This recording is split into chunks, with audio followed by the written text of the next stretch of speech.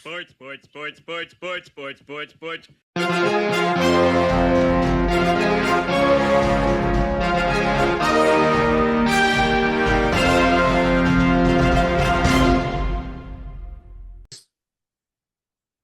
Hey there, sports fans. Welcome to Sportsball, part of the SPDM Crew podcast. We talk about sports-related topics, but we focus on you, the fan, and what you like, whether it's a sport, team, event, sports-related news, or athlete. Today, we are talking about wrestling, and we'll be talking about maybe specifically focusing on WWE. And I have here the Wasteland reviewer himself, Shane Conto. Hello, how's it going? Thanks for having me, Mike. Appreciate you jumping on.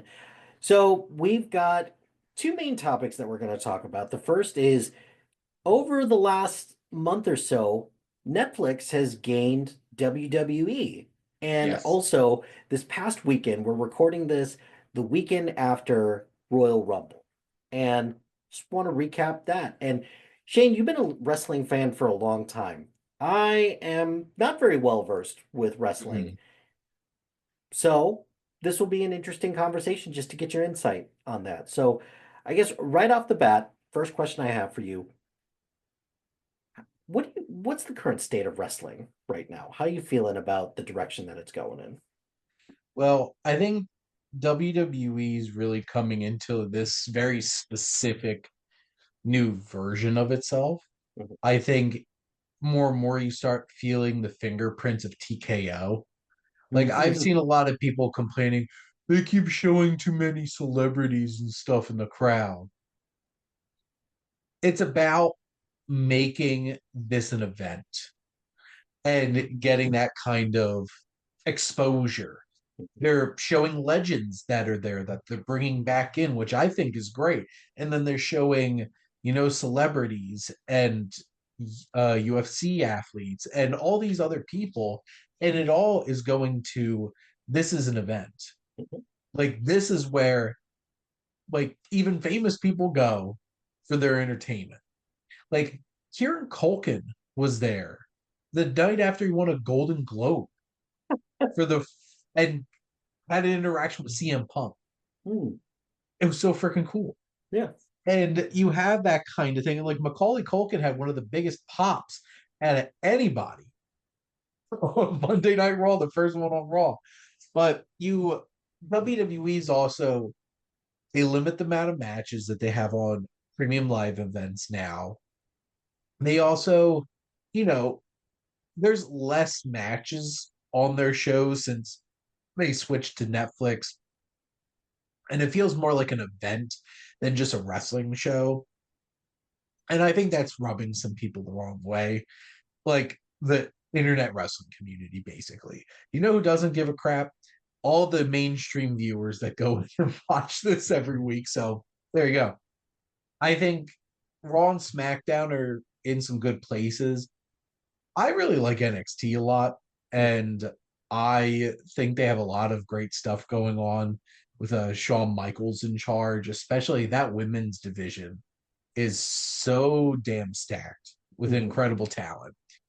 AEW, I feel like AEW is kind of spinning wheels a Mhm. lot. I actually watched their first Dynamite on Max, and much to my surprise, it obnoxiously felt like a WWE show. Hmm. And I'm just like, that's weird. I wonder if like the Warner Brothers Discovery is like, you got to make this more like WWE to get general audiences because Tony Khan doesn't give a crap about getting general audiences. He's there for the sickos, his Yeah. words. Well, and isn't like the distinct like kind of the difference between the two is that WWE kind of focuses a little bit more on story and And AEW showmanship and stuff like that. and AEW's kind of going for the shock value a little bit. That and like that and like this is where the best wrestlers in the world wrestle. Oh, yeah. As they keep pushing a whole bunch of former WWE guys, including the rated R superstar Hope. Yeah. Yeah. Worst downgrade of a name for a wrestler. There's been worse, Shorty G, and stuff like that. But like It's not good. But like you're the supposed biggest story that you have going on over the AEW title is Edge, like the artist formerly known as Edge, who's in his 50s. And like some other wrestlers feel like they're floundering a bit. I just feel like they're kind of stuck in the mud Yeah. right now. And I hope that they figure things out. Like they have Kenny Omega and Will Ospreay teaming up and stuff like that. I've heard some of their bigger like they had to switch their arena for their Australian pay-per-view because they didn't get enough people. And you can't listen to all the crap on the internet from like the dirt sheets and stuff because they're wrong 90% of the time. But there's a lot of concerns that like they're supposed to be doing this big stadium show in Texas. And like they sold out Wembley Stadium in London because they will take whatever. Like it's a big wrestling place and they go crazy for shows like that. I think if AEW can sell out that Texas arena and really have a big show, I think they can show they're going to be okay. But I'm a little concerned about them Mhm. right now. And then, oddly enough, which I don't agree with this sentiment, but so many people are like AEW is already no longer the number two wrestling organization in the United States. It's TNA Wrestling because they have this big new deal. They have a deal with WWE building collaboration. I'm like, I like the talent exchange. We got Joe Hendry in the Royal Rumble, which was nuts. He got such a big reaction. TNA just really sucks at booking, like really bad. Mhm. They should have put the title on Joe Hendry like 6 months ago, and they did. Well, them But them the so bricks like I kicked. don't Sorry. yeah, I don't think TNA is really the number two wrestling organization in the United States. It's still AEW. Let's be Mhm. real here. But I Yeah. do like to see TNA thriving because like I've on and off watched TNA since 2006. So like I remember when Kurt Angle debuted in TNA wrestling. That was nuts. Yeah. And like those moments. But I think wrestling's in a good place right now. There's a lot of success going on for some of these companies, and that's good for everybody. So, Well, in considering that other than go for WWE specifically, that the other big story that was happening with WWE before the move to Netflix was this documentary about Vince McMahon, which that did them no favors at all. well, and I feel like on some level, he's gone. Oh yeah. Yeah. So, like, Why is can't it you really going to have affect WWE that much? Probably not. And like, I watched the documentary. I think it's kind of sad that I didn't feel like it was very like groundbreaking in terms of information. So much of that stuff I already knew. And like there's so many things that like there are so many red flags Mhm. about Vince McMahon as a human being. But that documentary, I thought it was a solid documentary. Well, Um, but it's there's probably because like I've seen other documentaries about Vince McMahon and they recycle some stuff. mhm. So it's just kind of like the nature of it. So WWE's on Netflix. They just had this Vince McMahon documentary, and then they just had Royal Rumble. So for all of us not in the know, what is Royal Rumble and what happened at Royal Rumble this past weekend? So WWE has their big four Grand Slam pay-per-views. They have WrestleMania, which is like the biggest one. Then you have SummerSlam, which is the biggest party of the summer. It's basically like summer WrestleMania. Ooh. And then in November, they've had Survivor Series, which has been like a Thanksgiving tradition. It used to be traditional 5-on-5 elimination tag matches, but now it's just War Games, which is a 5-on-5 battle in like a giant double steel cage. But I really miss the traditional elimination tag team matches, so I hope they ditch the War Game soon. But the Royal Rumble has been around since I think it was 1987, Mm. when Hacksaw Jim Duggan won the first Royal Rumble. But the idea is you start out with two people, and every so amount of time, a new person comes in, and then a new person comes in.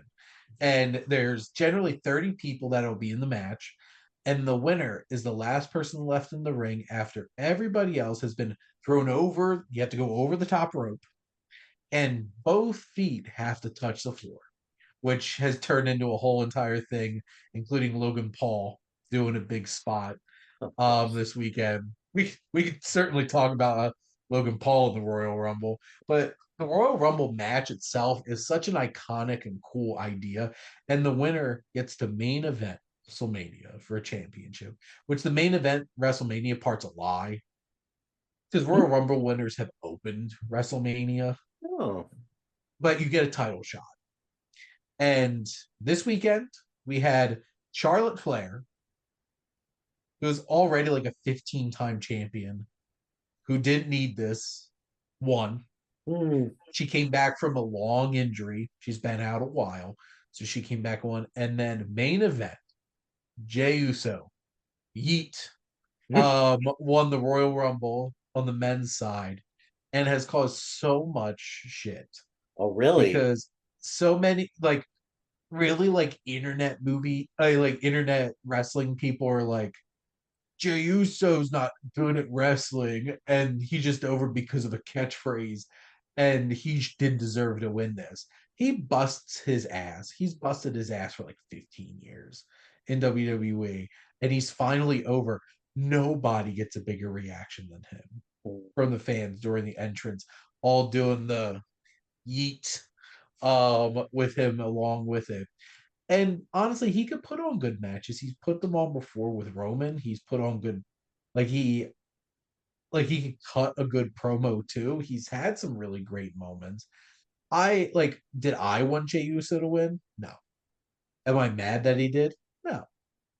Am I going to be a hypocrite and be like, how dare that? Like, why did they just put it on the most popular person instead of wrestler? Because they wanted John Cena to win. And this was John Cena 20 years ago, where it's just like, ugh, they just push him because all the little kids being like, let's go, Cena. And it's so funny that these same people are complaining that Jey Uso won because, like, realistically, he's like John Cena was back Mm.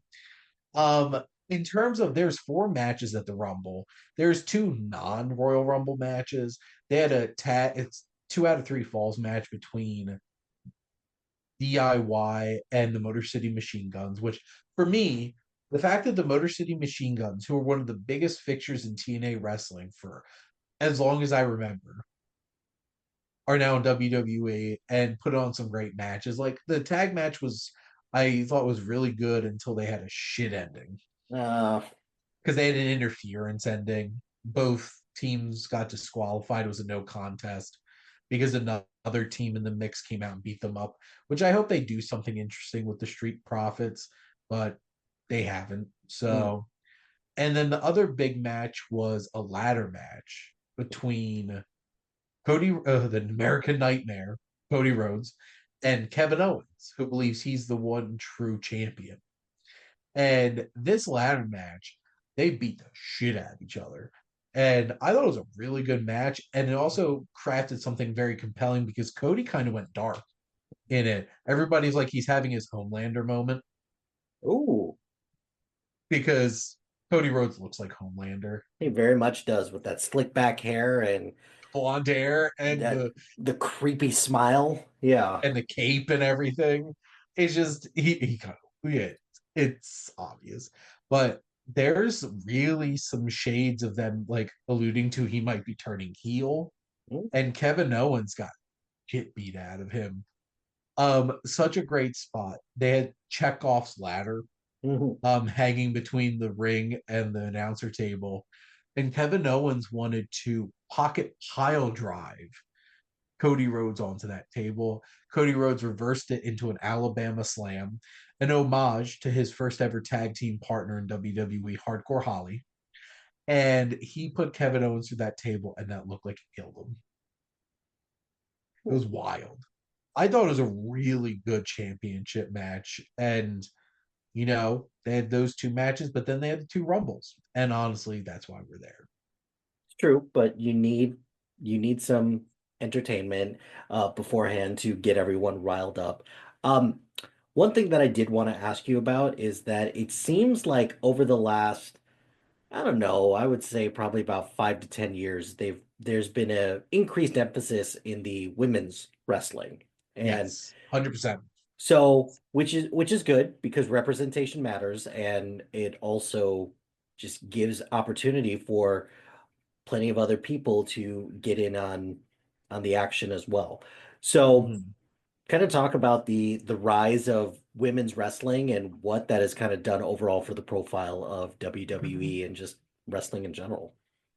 Well, yeah, because we used to get bra and panties matches, mud wrestling fights, and um, it was frustrating because there's some really talented women that have wrestled in WWE that never really got to show it. Luckily, the likes of Trish Stratus, Lita, Mickey James, they all got to show it. Mhm. I love that they actually care about women's wrestling at this point because there's amazing women's wrestlers. Like my favorite wrestler probably at the moment is the man, Becky Lynch.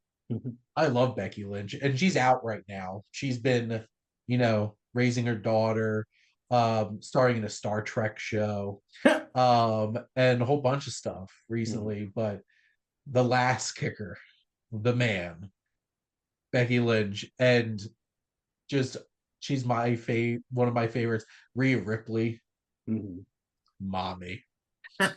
Um, I love Rhea Ripley. And she looks like you beat the shit out of anybody. Mhm. And there's so many great talents. I love Bailey. I still have my I'm a Hugger shirt from Mhm. early Bailey time. Bianca Belair is one of the best wrestlers in the world. You got Io Sky, who arguably might be the best wrestler in the world. And like Asuka should be coming back. There's so many great wrestlers, and that's like in Charlotte, too. You can't deny that she's not great at what she does, even if you don't like her. They're just, and even like the likes of Nia Jax is improving a lot. I'm still not the hugest fan of Liv Morgan, but I respect all that she's accomplished recently. They're just, it's nice being able to see like, hey, there's some really great women's wrestlers, and NXT's women's division is insane.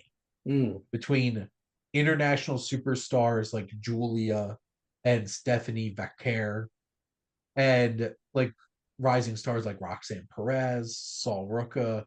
There's just so many like Lola Vice and Jada Parker who they have some assets Mm. that are very noticeable in terms of some of their gimmicks. Like basically Lola Vice just comes out there with like her very well endowed rear end just out there, but she also could kick ass and she's been done mixed martial arts and stuff like that.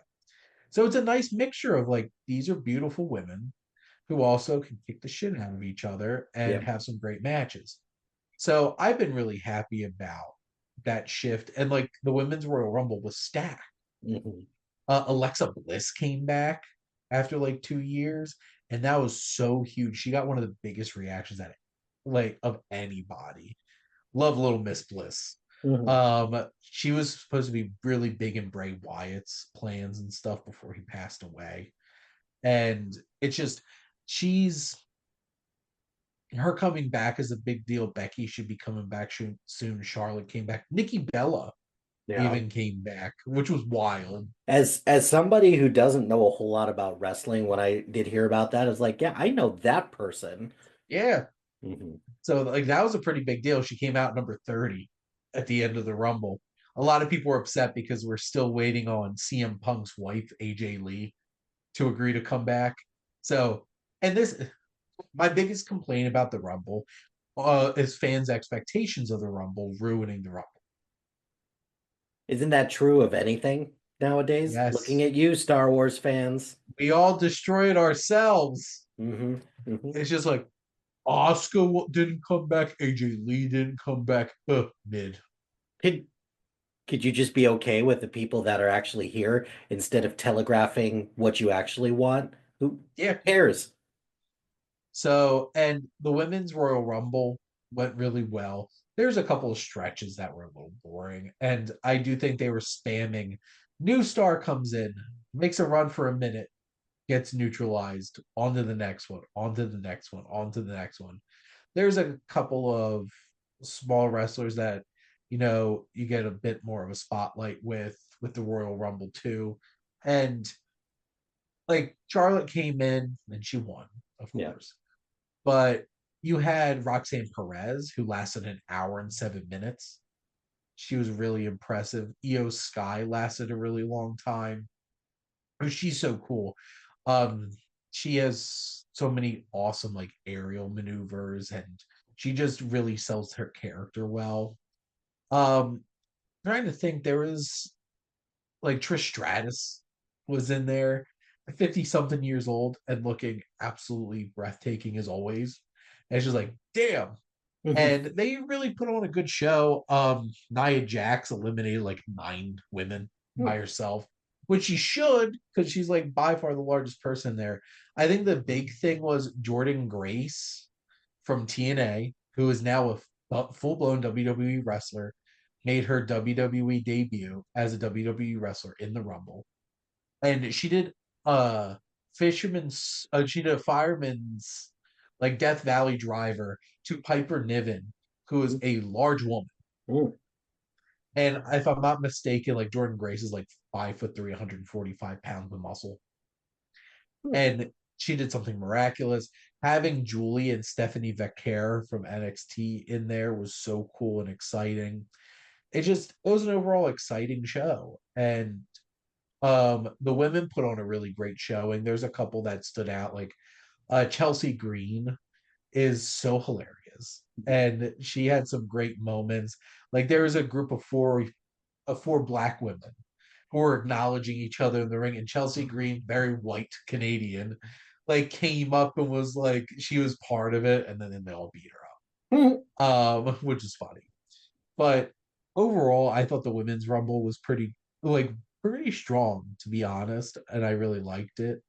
The men's rumble had so many big name people. You had John Cena, you had Roman Reigns, you had Seth Rollins, you had CM Punk, Drew McIntyre. You had some like Penta, who just jumped ship from the AEW recently, who's had 3 televised matches and then lasted 40 plus minutes in the Royal Rumble, and they made him look great. Yeah. And there was this moment where, oh, what the hell was his name? Some influencer was put in the Rumble by Triple H because one of the other wrestlers got attacked and couldn't go out. Mm. And I'm like, do I care about this person? No. Did I care about this person when I saw him die? Because he got speared so hard by Braun Breaker, I thought he killed him. Well, It was so worth it. that's It was like if he had to take a spot from somebody, at least he took the most vicious spear I've ever seen. mhm. Like I thought he collapsed the guy's chest. He hit him so hard. And Braun Breaker even speared Roman Reigns in the match, which was wild. Mhm. And then of course we had Logan Paul,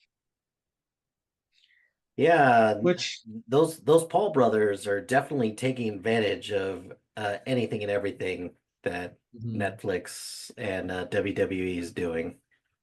Well, here's the thing. He's actually really good at what he does in He the is. ring. He's just smug about it. We don't Yep. like him. Yep. But overall, and there's a whole entire angle between Seth Rollins, CM Punk, and Roman Reigns. Seth Rollins did a stomp to him with both feet and just slammed Roman's face into the mat on Ooh. the outside. It was so intense and crazy. Apparently there was some like real heat because Drew McIntyre stormed out afterwards because he got overshadowed with his elimination by from supposedly it was LA Knight, who went out into business for himself and was trying to draw attention during the Rumble. But Joe Hendry, like I mentioned, showed up. And when they said, speak his name, and he appeared, like everybody went nuts. There's a 70,000 people singing along to Joe Hendry's entrance music, the TNA World Champion. This didn't even wrestle in WWE. And one of the funniest moments was Joe Hendry was doing his thing, and Sheamus was like standing in the corner like this. And then Jacob Fatu broke up. He's like, "Hey, I was watching. I was enjoying that." I love Sheamus. I love Sheamus so much. Jacob Fatu, who's an absolute beast, really had a great showing. Him and Roman Reigns both had the most eliminations at 4. And that last stretch between Jey Uso and John Cena was very exciting. And the look on John Cena's face when he lost was like, holy crap. How? Very good. I saw people being like, has enough time passed, and it's an AEW Collision was better than the Royal Rumble. I'm like, you're dumb and you're full of crap. You're wrong. Yes. I very few moments where I like, you're wrong. That was one of them. That's definitely one of them. Well, Royal Rumble is in the rear view mirror. So Yes. what's coming up next for WWE? What's some of the things that are coming up that you're looking forward to? So they're going to Toronto for Elimination Chamber at the beginning of March, which is 6 people get put into a giant steel dome cage. And you got everybody, it's an elimination match. So they'll have the last one standing wins the title or wins the title match, the title shot. So we'll see some Elimination Chamber. John Cena already declared himself for the Elimination Chamber. So getting a lot of those like last moments for John Cena. And then WrestleMania comes out, is coming 2 nights, mid-April from Vegas. It looks like we're already getting Jey Uso versus Gunther. Ooh, I love me some Gunther. Do I want Gunther to win? Yeah. Should Gunther win? Probably not. I think it's at a point where it's like really give Jey Uso that moment and win his first like world title. So WrestleMania is indeed coming. Rest of the card we don't really know. Charlotte gets a title match against either Tiffany Stratton or Rhea Ripley. She has to make a choice. I would love to see her and Rhea do it again because 2 years ago they tore the house down with an incredible match. Like it was so damn good. So those things to look forward to. So very nice. Well, Shane, appreciate your time to talk to me about Royal Rumble and all things WWE. I swear one day because it's like Seinfeld. Not quite my thing, but enough people in my life watch it that I know at some point I got to give this a shot. So appreciate you talking to me about this. Do you have anything you want to plug, and where can the people find you if they would like to continue the conversation about all things wrestling? Oh man, so many things. So I have the Wasteland Reviewer .blog, which is my website. You can check it out. I have regular articles each week and reviews and all that stuff, all that jazz. I have the Wasteland Reviewer YouTube channel, which as of right now is monetized. Hey, look at that. I didn't get to tell, I forgot to tell Mike off air, but yes, I made my first $1.43. So I have 2,100 subscribers. It's a really exciting time for the channel. Go check it out. We're in the middle of my Wes Anderson series. Closing in on 250 episodes of my interview show. It's crazy. My Instagram you can check out where I shamelessly share everything that I do with all kinds of other collaborators. Right at SifPop, right at guidethemovies.com. So a lot of places. I do too much, maybe. No, I think you're doing the right amount of, no, you probably are doing too much, but that doesn't change the fact that we are and some of that is here on the SPM Crew Podcasting Network. Exactly, which grateful to have you on the crew. Thank you very much for everything that you do. I really appreciate your steady hand when it comes to all of your movie podcasts, but more importantly, I'm just grateful for your friendship and grateful that we get to collaborate and talk all the time. So always, That was always very appreciative, nice, Mike, and I appreciate it. of course. That's going to do it for this episode of Sports Ball. Be sure to like, rate, and subscribe to anything and everything SPDM Crew wherever you get your podcast. Join us on social media on Facebook, Instagram, X, Threads, YouTube, and Blue Sky at SPDM Crew. Check out our website at spdmcrew.com. Shout out to High Flyer Creative Studios for making our awesome logos. Greatly appreciate their support. And if you have any marketing, logo, or brand standard needs, contact them at highflyercreative.com. As Shane mentioned, check out our other shows. We've got lots of other topics that if you are into physical media collection, comics, movies, TV, we've just launched a J.R.R. Tolkien centric show, and then we've also got some music ones as well. And then we've got Luke just chilling with flicks. So check out all of our shows, and if you're interested in being part of the SPDM crew, or if you got a podcast idea and you want to collab, or if you want to collaborate, or if you just want to be a guest, email us at spdmcrew@gmail.com. Until next time, pain heals, chicks dig scars, glory lasts forever.